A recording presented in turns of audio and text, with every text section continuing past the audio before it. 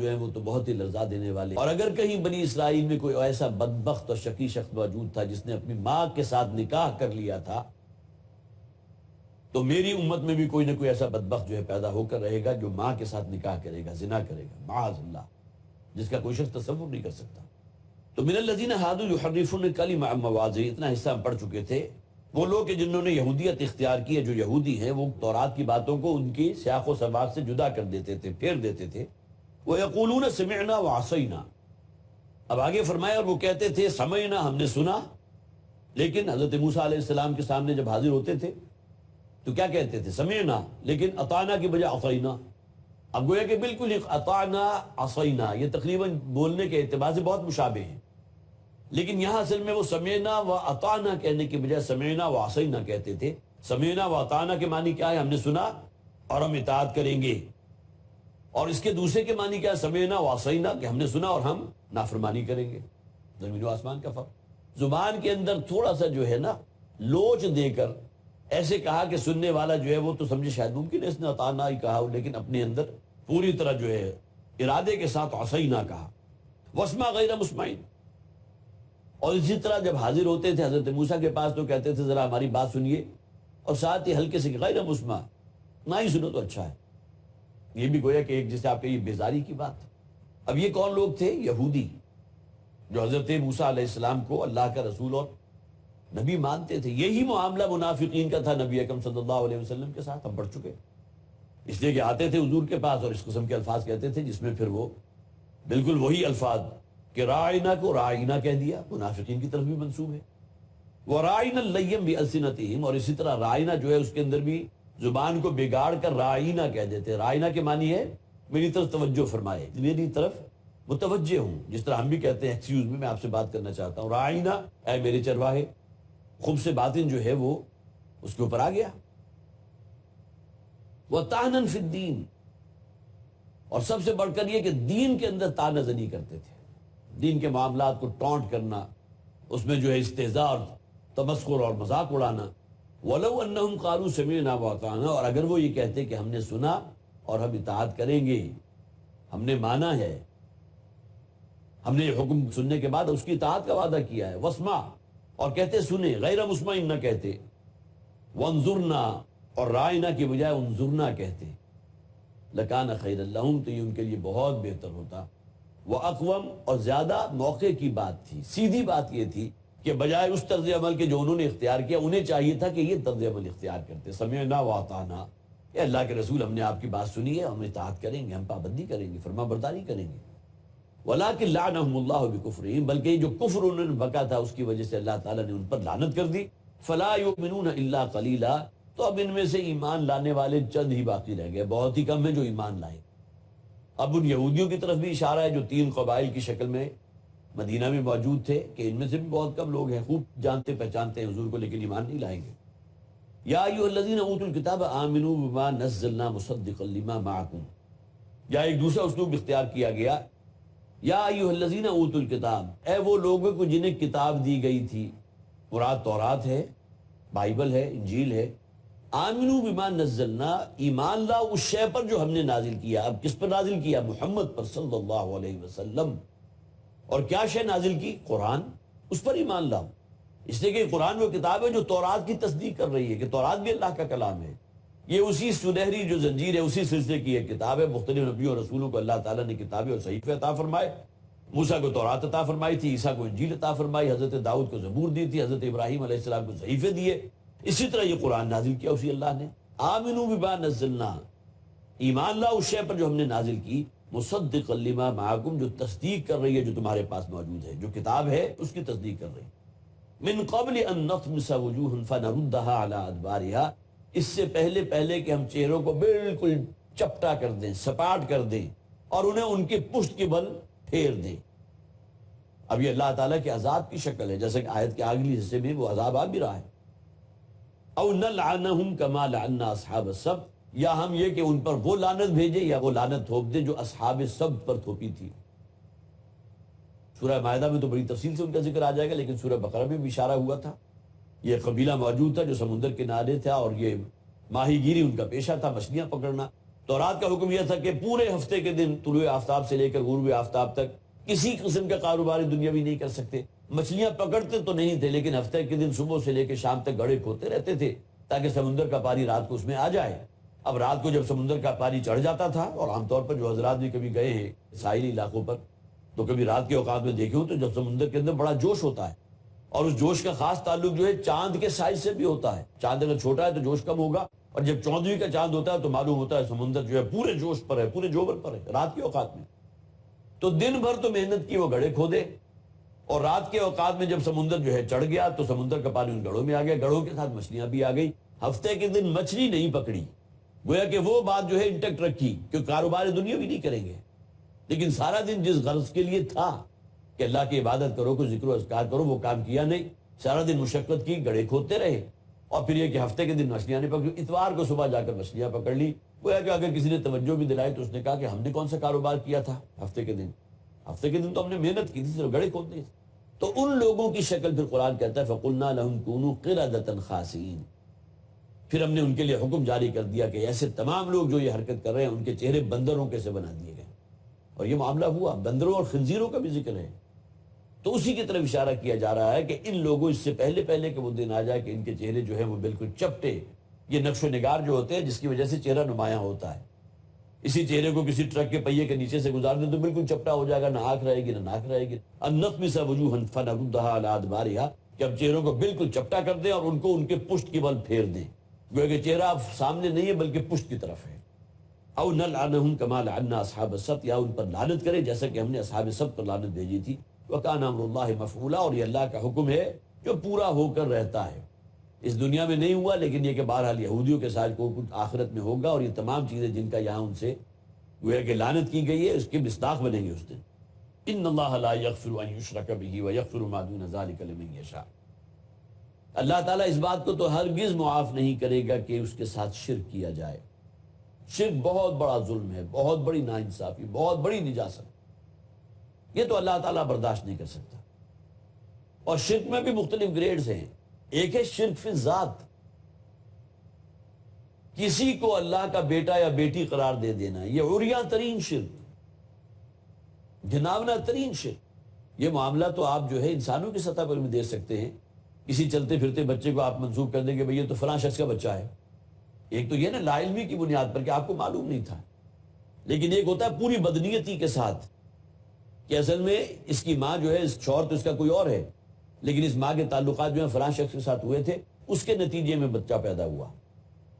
کسی کی اولاد جو ہے اس کو منسوب کر دیجیے آپ.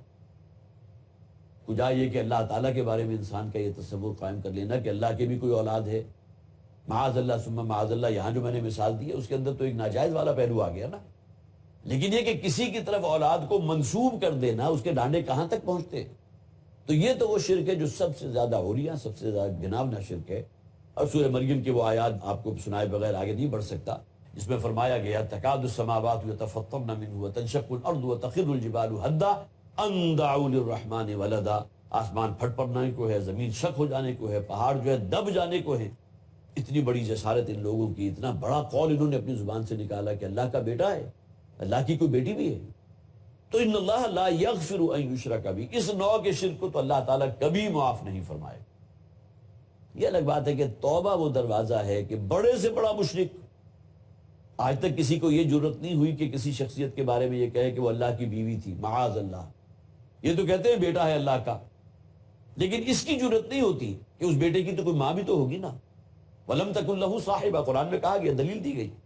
اس لیے کہ بہرحال انسان جتنی پستی میں بھی اترے، کم سے کم یہ کہ وہ اس مقام تک نہیں پہنچ سکتا کہ انسان کا تخیل وہاں تک پہنچ جائے. لہذا بیٹا یا بیٹیاں قرار دیتے ہیں، لیکن یہ کہ آج تک کسی کو یہ ہمت نہیں ہوئی کہ اللہ کے لیے کسی کو زوجہ بھی کہا ہو.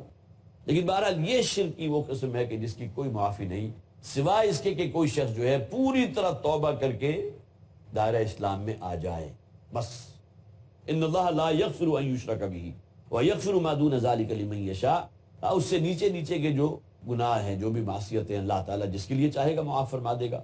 اور میں پہلے بھی عرض کر چکا کہ جس کے لیے چاہے گا سے مراد کیا ہے، جو صدق دل سے توبہ کرے گا اللہ تعالیٰ اس کے گناہوں کو معاف فرما دے گا.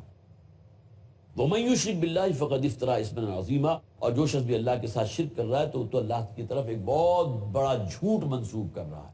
افترا، جھوٹی بات اللہ کے اوپر تھوپ دینا، اللہ کی طرف منسوب کرنا.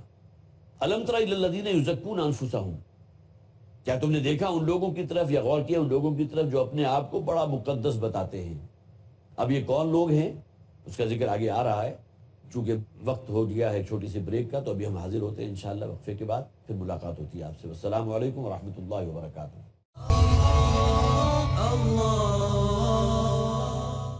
السلام علیکم ورحمۃ اللہ وبرکاتہ. حضرات، ابھی وقفے میں جانے سے پہلے شرک کے حوالے سے جو آیت نمبر 48 میں بات کی گئی کہ ان اللہ لا یغفر ان یشرک بہ ویغفر ما دون ذلک لمن یشاء، اس ضمن میں چند باتیں میں نے آپ کی گوش گزار کی تھی. اب دیکھیے وہی سیاق و سباق میں چونکہ یہود کا ذکر ہو رہا ہے، آگے پھر یہودی مراد ہیں. الم تر الی الذین یزکون انفسہم، کیا تم نے دیکھا یا غور کیا ان لوگوں کے معاملات پر کہ جنہوں نے اپنے آپ کو بہت مقدس سمجھا ہوا ہے. یزکون انفسہم، جو کہتے ہیں کہ ہم بڑے مقدس لوگ ہیں، ہم بہت پہنچے ہوئے لوگ ہیں، ہم اعلیٰ نسل ہیں، ہم اللہ کے بڑے محبوب بندے ہیں. We are the chosen people of the Lord. یہ الفاظ ہیں بائبل کے اندر موجود ہے. یہودیوں نے اپنے بارے میں یہ زعم انہیں تھا کہ ہم بڑے مقدس ہیں. ہم تو گویا کہ انسانوں سے، عام انسان جو ہے وہ تو جانوروں اور حیوانوں کی مانند ہے، ہم انسانوں سے بالا تر کوئی شخصیت ہے. یزکون انفسہم بل اللہ یزکی من یشاء، جبکہ اللہ تعالیٰ چاہتا ہے جس کا تزکیہ کرتا ہے. یہ تزکیہ ہوا ہوتا تو یہ باتیں نہ کرتے. یہ خناس جو ہے یہ تو اصل میں شیطان نے ان کے اندر جو ہے گوند دیا ہے. یہ استکبار ہے، یہ تکبر ہے، یہ گھمنڈ ہے. اور گویا کہ قرآن میں جو کہا گیا قل ہاتوا برہانکم ان کنتم صادقین، جو تم یہ کہتے ہو کہ ہمیں جہنم کی آگ نہیں چھو سکتی سوائے معدود چند دن کے، تو ذرا قرآن کی کوئی دلیل لے کر آؤ، تورات کی کوئی دلیل لے کر آؤ. بل اللہ یزکی من یشاء ولا یظلمون فتیلا، اور کسی پر ایک دھاگے برابر بھی ظلم نہیں کیا جائے گا. انظر کیف یفترون علی اللہ، یہاں ظلم کون سا؟ قیامت کے دن اللہ تعالیٰ جو فیصلہ کرے گا تو کوئی بے انصافی نہیں ہوگی، عدل و انصاف کے فیصلے ہوں گے. انظر کیف یفترون علی اللہ الکذب، ذرا دیکھو یہ لوگ کیسے اللہ تعالیٰ کے اوپر کس طرح ببانگ دہل جو ہے جھوٹ جڑ رہے ہیں. کسی کو اللہ کا بیٹا قرار دے دیا، فرشتوں کو اللہ کی بیٹیاں قرار دے دیا، اور یہ حکم اللہ نے نازل فرمایا ہے. فراشیں جو ہے وہ اللہ کی طرف سے نازل ہوئی تھی، یہ حکم اللہ کی طرف سے آیا ہے، حالانکہ ان میں سے کسی شے کی کوئی حقیقت نہیں. تو فرمایا گیا انظر کیف یفترون علی اللہ الکذب، ذرا دیکھو تو صحیح اللہ کے بارے میں کیسی بڑی جھوٹی باتیں کہہ رہے ہیں، کیا شے منسوب کر رہے ہیں اللہ کی طرف. وکفیٰ بہ اسما مبینا، اور یقیناً یہی بات جو ہے ان کے ایک بہت بڑے گناہ گار ہونے کے لیے کافی ہے کہ اللہ کی طرف وہ باتیں منسوب کر دیں جو اللہ نے نہیں کہی. الم تر الی الذین اوتوا نصیبا من الکتاب، کیا تم نے غور کیا ان لوگوں کی حالت پر کہ جنہیں ہم نے کتاب میں سے ایک حصہ دیا تھا. بات دیکھیے پہلے بھی بالکل یہ الفاظ آئے تھے، اللہ کی شریعت اور حامل کتاب، حامل شریعت وہ قوم، اور اس قوم کے بارے میں تو اللہ کے رسول صلی اللہ علیہ وسلم بلکہ خود اللہ تعالیٰ نے فرمایا سورہ بقرہ کے اندر، یا بنی اسرائیل اذکروا نعمتی التی انعمت علیکم انی فضلتکم علی العالمین، میرے اس انعام اور احسان کو یاد کرو کہ میں نے تمہیں تمام جہان والوں کے اوپر فضیلت دی تھی. الفاظ پڑھ چکے ہم. بھلا تم نے غور کیا کہ آپ نے دیکھا نہیں ان لوگوں کی حالت پر کہ جنہیں ہم نے کتاب تورات میں سے حصہ دیا تھا، یؤمنون بالجبت، لیکن اس کے باوجود وہ بت پرستی پر قائم ہیں. یہودیوں نے کبھی بت نہیں تراشے تھے، لیکن ان کے جو ارباب ہوتے تھے، ان کے جو رہبان ہوتے تھے، اور وہ جو ان کے ہاں عالم لوگ ہوتے تھے، یہودی علماء تھے، انہوں نے رب کا درجہ دے دیا تھا. اسے تعبیر کیا جا رہا ہے یہ گویا کہ انسان کی شکل میں ایک بت ہے کہ جس کا یہ کہنا مان رہے ہیں. اس سے کوئی غرض نہیں کہ تورات کا اصل حکم کیا ہے. جیسا کہ حضرت عدی ابن حاتم رضی اللہ تعالیٰ عنہ جو حاتم طائی کے بیٹے، انہوں نے ایک موقع پر حضور سے کہا تھا کہ قرآن حکیم میں آیا کہ ہم نے اپنے جو ہے علماء کو رب قرار دے دیا، ارباب من دون اللہ. تو ہم نے تو کبھی انہیں رب نہیں کہا. تو اللہ کے رسول نے ان سے سوال کیا تھا کہ ایسا نہیں تھا کہ جس شے کو وہ حلال کہتے تھے تم حلال جانتے تھے، جسے حرام ٹھہراتے تھے وہ حرام سمجھتے تھے؟ تو حضرت عدی ابن حاتم نے کہا جی حضور ایسا تو تھا. تو حضور نے کہا یہی تو ہے جس کو قرآن نے تعبیر کیا، پھر کیا فرق رہ گیا رب میں اور ان میں؟ یہ حلت و حرمت یا تحریم و تحلیل، کسی کو حرام کہنا کسی کو حلال کہنا، یہ تو اللہ کا اختیار ہے، اللہ کا فیصلہ ہے. یہ اختیار ان لوگوں نے اپنے ہاتھ میں لے لیا، اور رب کس کو کہیں گے؟ تو یؤمنون بالجبت والطاغوت، یہ شیطان اور بت پرستی انسانوں کی شکل میں بت ہیں کہ جن کی بات مانتے ہیں. وَيَقُولُونَ لِلَّذِينَ كَفَرُوا هَؤُلَاءِ الَّذِينَ أَهْدَىٰ مِنَ الَّذِينَ آمَنُوا سَبِيلًا، اور کہتے ہیں ان کافروں سے کہ یہ لوگ گویا کہ مکہ کے رہنے والے مشرک جو ہیں یہ زیادہ بہتر ہیں، زیادہ ہیں ہدایت پر ان لوگوں سے جو ایمان لے آئے، یہ زیادہ راہ راست پر ہیں. اب یہ دیکھیے نا، کسی شخص کی آنکھوں پر جب کوئی ایک تعصب کی پٹی بنتی ہے مسلمانوں کے خلاف اتنی نفرت، حضور صلی اللہ علیہ وسلم کے خلاف اتنی نفرت کہ مشرکین مکہ کو جو ہے افضل قرار دے رہے ہیں مسلمانوں سے. کون؟ یہودی. یہودی کہہ رہے ہیں یہ ہؤلاء اہدی من الذین آمنوا سبیلا، یہ مکہ کے رہنے والے تو کہیں بہتر ہیں ان سے، ان مسلمانوں سے. اولئک الذین لعنہم اللہ، یہ وہ لوگ ہیں کہ جن پر اللہ تعالیٰ کی طرف سے لعنت مسلط کر دی گئی. ومن یلعن اللہ فلن تجد له نصیرا، اور جسے اللہ تعالیٰ ہی ملعون قرار دے دے، جو اللہ تعالیٰ ہی کی پھٹکار اور لعنت لے آئے، اس کے اوپر لعنت تھوپ دی جائے، تو اس کے لیے کہاں سے اور مدد آئے گی. ام لہم نصیب من الملک فاذا لا یؤتون الناس نقیرا، کیا ان کے پاس کوئی فیصلے کا اختیار تھا؟ یہاں کس شے کی طرف اشارہ کیا جا رہا ہے؟ ان کا یہ خیال تھا کہ آخری نبی اور آخری رسول جو ہیں بنی اسرائیل ہی میں مبعوث ہوں گے، جن میں سے ہم ہیں. کون ہے؟ یہودی اپنے آپ کو سمجھتے تھے نا، وہ تھے ہی بنی اسرائیل میں سے. اور وہ سمجھتے تھے کہ حضرت موسیٰ سے لے کر پھر یہ کہ حضرت موسیٰ سے بھی اوپر چلے جائیے، حضرت یعقوب سے لے کر جو سلسلہ نبوت اور رسالت اللہ تعالیٰ نے قائم فرمایا، وہ حضرت عیسیٰ تک جو ہے تمام نبی اور رسول بنی اسرائیل میں سے چلے آ رہے ہیں. اب حضرت عیسیٰ کے بعد 571 میں جو ایک نبی جو ہے وہ اللہ تعالیٰ نے پیدا فرما دیا، اور وہ بنی اسرائیل کے بجائے بنی اسماعیل میں سے. یہ تعصب تھا کہ آخری نبوت اور رسالت جو ہے بنی اسرائیل میں سے کیوں نہیں ہوئی، یہ کیوں چلی گئی بنی اسماعیل کے پاس. اور بنی اسماعیل کے بارے میں یہ بات بھی ذہن میں رکھیے کہ تقریباً 2500 برس ہیں حضور اور حضرت اسماعیل علیہ السلام کے درمیان. اس پورے دورانیے میں کوئی نبی اور رسول نہیں. حضرت ابراہیم کے یہی دو بیٹے تھے نا جن کا ذکر بطور خاص قرآن میں ہوتا ہے، حضرت اسحاق اور حضرت اسماعیل. حضرت اسماعیل کی اولاد میں حضرت محمد صلی اللہ علیہ وسلم تک تقریباً 2500 برس کوئی نبی اور رسول نہیں. اور ادھر جو ہے حضرت اسحاق کی اولاد میں حضرت یعقوب نبی، حضرت یعقوب کی اولاد میں حضرت یوسف نبی، اور آگے سلسلہ چلے جائیے تو اس کے اندر جو ہے سینکڑوں نہیں ہزاروں نبی ہیں، جن میں حضرت موسیٰ بھی ہیں، حضرت سلیمان ہیں، حضرت داؤد ہیں، حضرت سموئیل ہیں. یہ پورا سلسلہ. لہٰذا یہ شے جو ہے یہ ان کے لیے ہو گئی کہ یہ کیا سمجھتے تھے کہ ان کے پاس اختیار تھا اس بات کا. کیا ان کی چاہت کو پیش نظر رکھا جاتا کہ آخری نبوت جو ہے وہ بنی اسرائیل میں ہو؟ کہ اللہ کا حکم ہے، اللہ کا فیصلہ ہے، اور تم لوگوں کی بد کرداری اور فسق و فجور کی وجہ سے اب تو تم اس قابل ہو ہی نہیں کہ تمہاری نسل کے اندر اور کسی نبی اور رسول کو بھیجا جائے. ام لہم نصیب من الملک، کیا ان کے پاس کوئی اختیار ہے فیصلے کا؟ فاذا لا یؤتون الناس نقیرا، اور ان کی حالت تو یہ ہے کہ کسی دوسرے کو جو ہے ایک کھجور کے جو گٹھلی کے گرد جو غلاف سا لپٹا ہوا ہوتا ہے، جھلی سی ہوتی ہے، وہ بھی کسی کو صدقہ دینے کو تیار نہیں. تو اتنی بڑی بات جو ہے وہ کیسے ٹالریٹ کریں گے کہ آخری نبی اور رسول جو ہے وہ بجائے اس کے کہ وہ ہمارے بنی اسرائیل میں جو ہے اس کی بعثت ہوتی، وہ بنی اسرائیل میں کیوں چلی گئی؟ ام یحسدون الناس علی ما آتاہم اللہ من فضل. دیکھیے وہی بات پھر کہی گئی، کیا یہ لوگ جو ہے دوسرے لوگوں سے اس لیے حسد کرتے ہیں؟ دوسرے لوگوں سے مراد کون ہے؟ بنی اسماعیل. علی ما آتاہم اللہ من فضل، کہ اللہ تعالیٰ نے انہیں اپنے فضل سے نواز دیا. ان میں حضرت محمد صلی اللہ علیہ وسلم کی بعثت ہو گئی، اور اللہ کے رسول صلی اللہ علیہ وسلم کو قرآن حکیم جیسی نعمت عظیم عطا کر دی گئی. اصل حسد اس شے کا ہے کہ یہ شے ہمیں کیوں نہیں ملی، یہ بنی اسرائیل میں کیوں نہیں ہوا معاملہ، یہ بنی اسماعیل میں کیوں چلا گیا. فقد آتینا آل ابراہیم الکتابہ، تو ہم نے تو آل ابراہیم علیہ السلام کو کتاب عطا فرمائی تھی، والحکمت، اور حکمت، وآتیناہ ملکا عظیما، اور ہم نے ان کو بہت عظیم مملکت عطا فرمائی تھی. آل ابراہیم کا ذکر ہو رہا ہے نا یہاں، آل ابراہیم کی وہ شاخ کا ذکر ہے جو بنی اسرائیل کہلاتے ہیں. حضرت ابراہیم کے بیٹے حضرت اسحاق، حضرت اسحاق کے بیٹے حضرت یعقوب، حضرت یعقوب کے 12 بیٹے، ان میں سے ایک حضرت یوسف، اور آگے جو فوری بات جو انبیاء ان کا ذکر قرآن نہیں کرتا، لیکن اسی سیریز کے اندر آگے پھر حضرت سلیمان، حضرت داؤد، پھر اس کے بعد اور آگے چلے جائیے تو حضرت یحییٰ، حضرت عیسیٰ، یہ تمام اسی سنہری زنجیر کی کڑیاں ہیں. فقط آتینا آل ابراہیم الکتاب، ہم نے ان لوگوں کو، ان نبیوں اور رسولوں کو کتابیں بھی عطا کی، اور حکمت جو خاصہ نبوت ہے اس سے نوازا. وآتیناہم ملکا عظیما، اور ان کو بہت بڑی بڑی مملکت عطا فرمائی.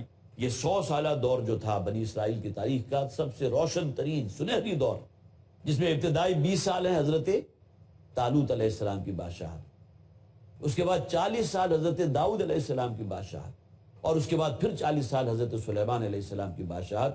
حضرت داؤد کے بیٹے حضرت سلیمان، گویا کہ یہ باپ بیٹا جو ہیں وہ بادشاہ جسے کہتے ہیں، جو شاید چشم فلک نے آج تک وہ شاید کبھی منظر کبھی دیکھا ہی نہ ہو، تو جن کی حکومت جو ہے صرف انسانوں پر نہیں تھی، حیوانات پر بھی تھی، جنات کو ان کے تابع کر دیا گیا تھا. اور حیوانات کی جو زبان ہے وہ سمجھ لیتے تھے حضرت سلیمان علیہ السلام. ایسی بادشاہت، ایسا اختیار جو ہے وہ تو انسان تمنا کر سکتا ہے، لیکن یہ کہ اللہ تعالیٰ نے اہل ابراہیم کو یہ اوصاف اور یہ چیزیں بھی عطا فرمائی تھی. فَمِنْهُمْ مَنْ آمَنَ بِهِ وَمِنْهُمْ مَنْ صَدَّ عَنْهُ، اور ان میں سے ایسے لوگ بھی ہیں کہ جو ایمان لے آئے اس پر. مراد کون ہے؟ قرآن حکیم اور محمد رسول اللہ صلی اللہ علیہ وسلم. اور ان میں سے وہ بھی ہیں کہ جو خود بھی رکے ہیں اور دوسروں کو بھی روکتے ہیں. صد یصد آتا ہے مادہ، خود رکنا اور دوسروں کو روکنا. گویا کہ یہ متعدی ہے. ایک شے ہے نا، انسان صرف لازم ہے کہ ایک شے ہی ہے، صرف خود رک رہے ہیں، لیکن یہاں روکنے کے الفاظ جو ہیں، روکنے کا مفہوم بھی موجود ہے. من صد عنہ، جو اس سے رکتا ہے اور روکتا ہے.